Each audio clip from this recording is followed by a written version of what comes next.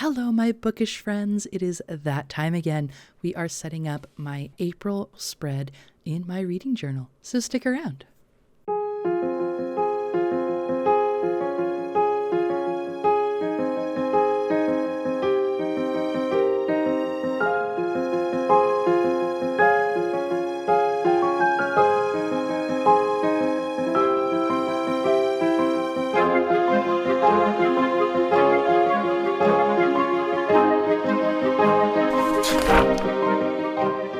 Hello, my bookish friends and ink and paper enthusiasts. Welcome back to the channel, everyone. It's so good to have you here. If you are new, welcome. Come on in, get yourself a cup of tea as we set up my April reading journal spread. Now, this is my 2022 Alice in Wonderland reading journal. If you check out my update video, which I'll link here at the top of the screen. 2022 was kind of a crappy year. My dad was in and out of hospital, and so I spent a lot of time bedside reading, but my journal was back home in California, not being filled in. So now I am trying to catch up the spreads for the 120 books I read while I was in the hospital with my dad, and trying to fill that all in because I don't want to waste all that content. I want to tell you all about it, and I want to fill in my bullet journal. So we're going to do that. I'm going to continue doing these monthly videos, just sort of doing the spreads because some of them are really cute and I'm really happy with them. And so I'll continue doing these throughout the year, and then also randomly throughout the months, I'll be doing like book reviews of the individual books. Those will not be in order for every month I'm doing, but that's what we're doing. That's what we're doing for the rest of this year. And come next year, I will start a brand new reading journal and do it more sequentially of these are the books I read each month during that year. But for now, we're playing a little bit of catch up. So for this one, we are doing Alice in the Garden with the Singing Flowers. I've always heard the saying, April showers bring May flowers, and it is definitely a rainy April for me here in California. And so hopefully come May, we will have tons of flowers, and here is my flower theme. I have the Singing Rose here. These are printables that I got off the internet. Some of these are specifically from Disney, and this is the layout. I often like to use these black and white ones simply because part of the joy is sitting down watching TV, thinking about the books I've read and coloring. And this kind of gives me that coloring book option.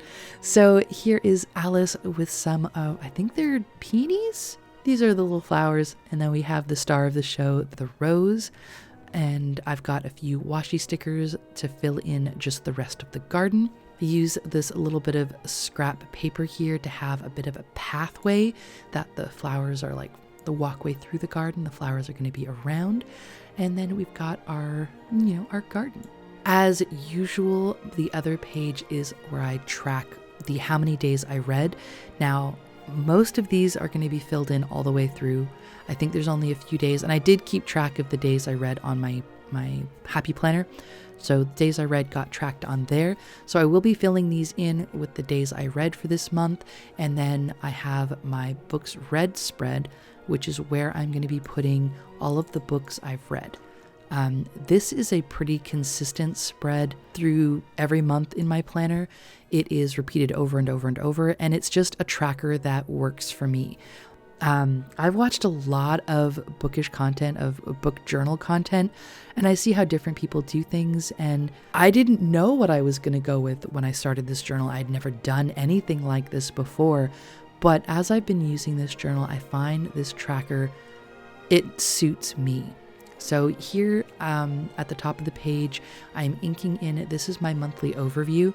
This is where I put down the number of books I read, how many pages I read, and then the genres. I used to fill in the genres the first month and then realized that first month I only read urban fantasy. And then the second month I read 2 series, like books from different things. And so I read romance and YA. And so filling in the how much fiction, how much YA, how much whatever doesn't really work because I don't do that every month. So I leave this top bracket empty until the end of the month, and then I fill in the whatever genres I've read and how many in that genre. Then in this page over here, this is my list of all the books I've read. So I list the books I've read, I write down how many pages it is, I write down the genre of that book, and then I write down my star rating, whether it's 1 to 5 stars or 0 to 5 stars. I've never read a 0. I think the lowest I've had is a 2-star, and that was for Save Your Sister. Do not recommend. But, it was an educational situation. There are some books that might be low, because there are some books I started to read this year and just did not get into, and so I didn't finish them. And so for me, I guess that puts them as couldn't even read, but I don't feel like that's necessarily makes it a bad book. The ones that I tried to read, my partner sent me some sci-fi, and that, boy, let me tell you, not the area of fantasy books that I enjoy reading.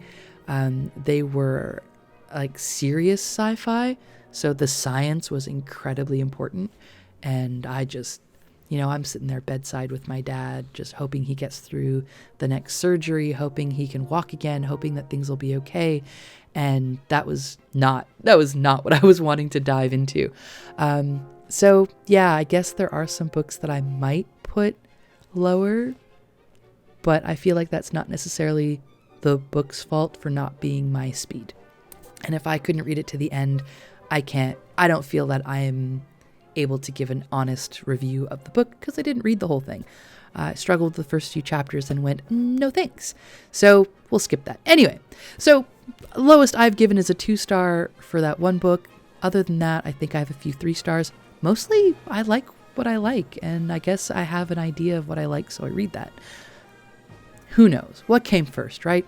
Anyway, that's what this is my books read page, and then down here is the days I've read. So I have all of the squares. I get my calendar out on my phone to make sure I have them all lined up properly, and then I just color in the squares for the days that I've actually read. And then, as if you check the card at the top of the screen here, I take at the end of the month all of the information from my books read spread goes to my monthly tracker. Then all of the information from the monthly tracker goes up to the front of my book to my annual tracker for that month. And then during the month, I'll put in quotes on my title page, and then those quotes get moved to my quotes page. Now that spread is probably going to be less used because I didn't keep track of quotes.